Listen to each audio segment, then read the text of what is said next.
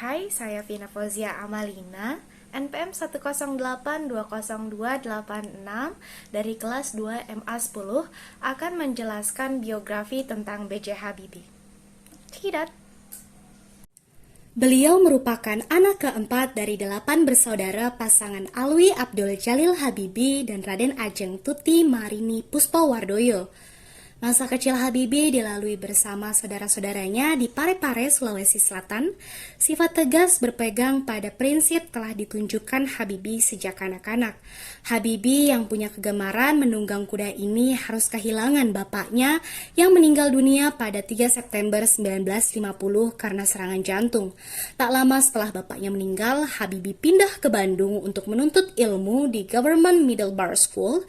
Di SMA beliau mulai tampak menonjol prestasinya, terutama dalam pelajaran-pelajaran eksakta. Habibie menjadi sosok favorit di sekolahnya. Setelah tamat SMA di Bandung tahun 1954, beliau masuk Universitas Indonesia di Bandung atau sekarang disebut ITB. Habibie menikah dengan Hasri Ainun pada tanggal 12 Mei 1962. Ia dikaruniai 2 orang putra yaitu Ilham Akbar dan Tori Kemal.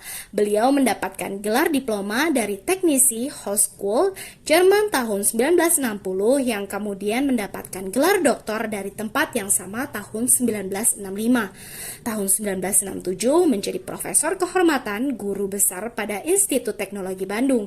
Habibie hanya setahun kuliah di ITB Bandung, 10 tahun kuliah hingga meraih gelar doktor konstruksi pesawat terbang di Jerman dengan predikat summa cum laude.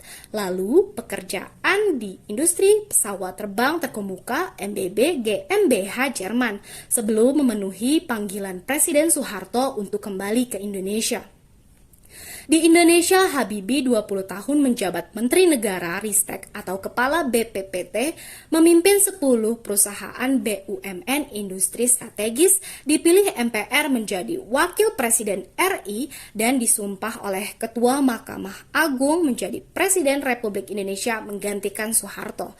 Soeharto menyerahkan jabatan presiden itu kepada Habibie berdasarkan pasal 8 Undang-Undang 1945. Sampai akhirnya Habibie dipaksa pula lengser akibat referendum Timor Timur yang memilih merdeka. Pidato pertanggungjawabannya ditolak MPR RI. Beliau pun kembali menjadi warga negara biasa, kembali pula hijrah bermukim ke Jerman.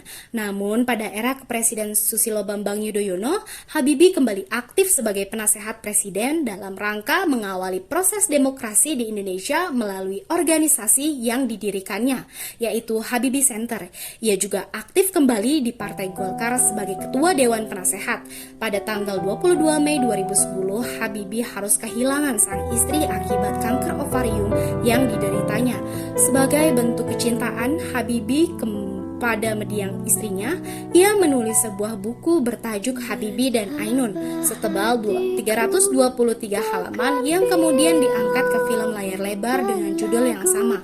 Habibie meninggal dunia di RSPAD Gatot Subroto pada tanggal 11 September 2019 pukul 18.05 waktu Indonesia Barat karena gagal jantung.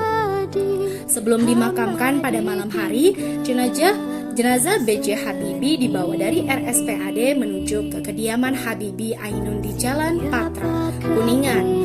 Ia kemudian dimakamkan di samping istrinya yaitu Hasri Ainun di Taman Makam Pahlawan Kalibata Slot 120 pada tanggal 12 September 2019 pukul 14.00 waktu Indonesia Barat.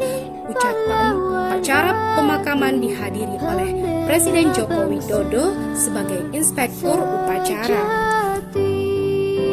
Terima kasih sudah menonton. Sampai jumpa di video selanjutnya. Bye.